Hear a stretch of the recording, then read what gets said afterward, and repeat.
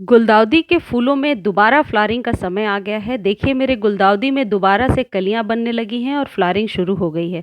आज के वीडियो में मैं आपको बताने वाली हूं कि यदि आपके पास भी गुलदाउदी का पौधा है तो मार्च में किस तरीके से आप उसकी कटिंग करके या कौन से फर्टिलाइज़र को दे करके आप उसे रेडी करेंगे ताकि 10 से 15 दिनों में उसमें कलियां बनने लगें। गुलदाउदी के पौधे सालों भर चलने वाले पौधे होते हैं, ये कभी मरते नहीं हैं। यदि मार्च में आप दोबारा फ्लावरिंग के लिए इन्हें तैयार कर लोगे तो फिर बरसातों के बाद आप इसी की कटिंग इसी में से लगा करके नए पौधे तैयार कर सकते हैं। यानी देखा जाए तो ये पौधा कभी भी आपके गार्डन से जाने वाला नहीं है। यदि आपके पास पहले से गुलदाउदी का पौधा है तो सबसे पहले आप उस पौधे को इतनी कटिंग करेंगे कि मिट्टी से सिर्फ 2 इंच ही पौधा ऊपर रहे। यानी चाहे पौधा जितना भी लंबा हो आप उसे कट कर दीजिए और मिट्टी से सिर्फ 2 इंच ही लंबाई आपको छोड़नी है। इसके बाद आप पूरे गोलाई में यानी रिम गमले से लगे हुए जो मिट्टी है, रिम जिसे कहते हैं, चारों तरफ से आप गुड़ाई कर दीजिए हल्के हाथों से ताकि पौधे को नुकसान ना हो। उसके बाद पौधे में कौन सा खाद देना है ये भी मैं आपको बताऊंगी और जब तक नई कलियां नहीं बनेंगी आपको स्प्रे करते रहना है पौधे में। पौधे को पूरे सनलाइट में ही रहने दीजिए, कहीं छाया में रखने की ज़रूरत नहीं है क्योंकि गुलदाउदी को फुल सन पसंद है और अभी जो मार्च की धूप होती है ये गुलदाउदी के लिए सही है।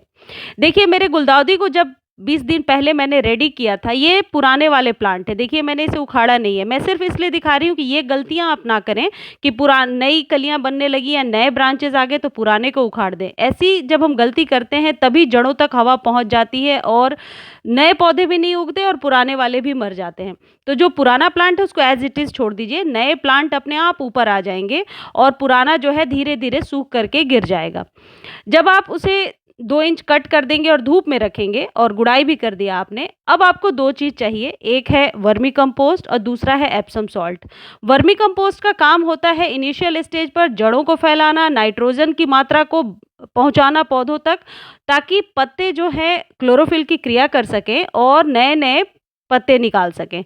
तो इनिशियल स्टेज पर यानी शुरुआती दौर में आपने देखा होगा हम हमेशा कहते हैं कि करीब करीब सभी गार्डनर कहते हैं कि वर्मी कंपोस्ट डालना ज़रूरी है। अब बात यह है कि यदि वर्मी कंपोस्ट नहीं है तो इस जगह पे आप चाय पत्ती यूज़ कर सकते हैं। यूज्ड टी लीफ, बहुत बार मैं आपको बता चुकी हूँ, यूज्ड टी लीफ में नाइट्रोजन की मात्रा बहुत अच्छी होती है। जो 4% वो जो नाइट्रोजन है वो आपके पौधे के विस्तार में बहुत सहायक होता है। और यह है एप्सम सॉल्ट। कभी भी जब आप नए पौधे लगा रहे हों या पौधे की पत्तियां पीली हो रही हों या ऐसी कोई भी पौधे से रिलेटेड प्रॉब्लम हो, ये एप्सम सॉल्ट उसमें बहुत सहायक होता है इस प्रॉब्लम को रिमूव करने में। 1 चम्मच एप्सम सॉल्ट और 1 चम्मच वर्मी कंपोस्ट को मैंने पानी में भिगो दिया। पानी की मात्रा आप अपने अकॉर्डिंग ले लीजिए, मैंने आधा लीटर के करीब लिया है। और अपने 2 गमले में जिसको मैंने कट किया है, मेरे पास 2 है, आपके पास 4-5 भी हो सकते हैं, 1 हो सकता है, अकॉर्डिंगली आप ले लीजिए और उसमें डाल दीजिए। डालने के बाद 20 दिनों तक अब इस फर्टिलाइज़र को रिपीट नहीं करना है। फिर आपको क्या करना है, ये एप्सम सॉल्ट आप आधा चम्मच आधे लीटर पानी में डाल करके अपने पौधे पर हर 3-4 दिनों में स्प्रे करते रहेंगे। इससे क्या होगा, पौधा मरेगा नहीं, नई पत्तियां जल्दी निकल करके आएंगी।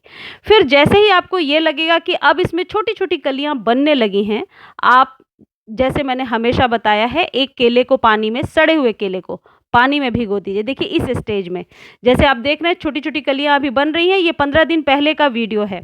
आज का वीडियो भी मैं आपको दिखाऊंगी कि फूल कैसे उसमें आने लगे हैं।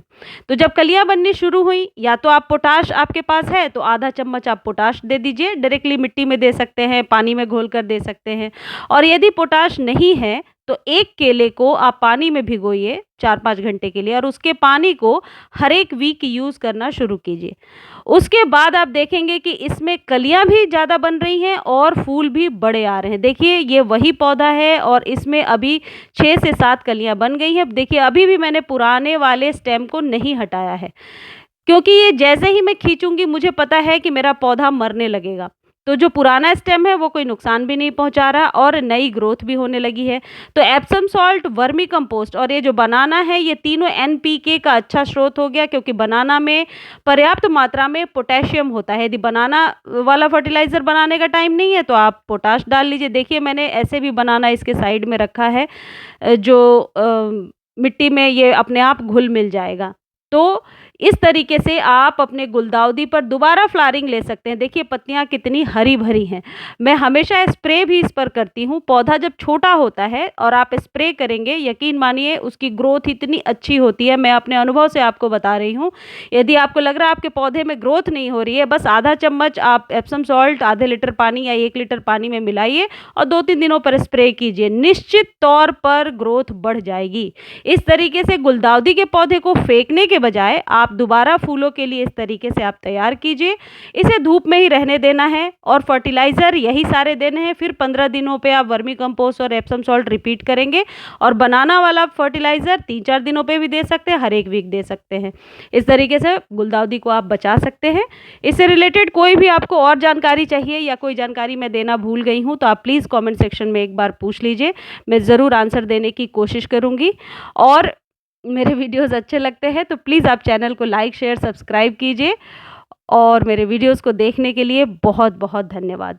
एक चीज़ और है, ये अभी 2 इंच और जब बड़ा हो जाएगा और एक बारिश आ जाएगी, यदि जून में जब बारिश शुरू हो जाएगी, उसके बाद इसकी कटिंग भी हम लगा सकते हैं और कटिंग बहुत अच्छे से ग्रो हो जाएगी। गुलदाउदी का पौधा आपके गार्डन से कभी भी नहीं जाता है यदि सिर्फ ये 2-3 खाद आप इसे देते रहते हैं। बस गुलदाउदी में ज़्यादा छेड़छाड़ नहीं करना है, ज़बरदस्ती आप इसे नोच कर ना हटाएं।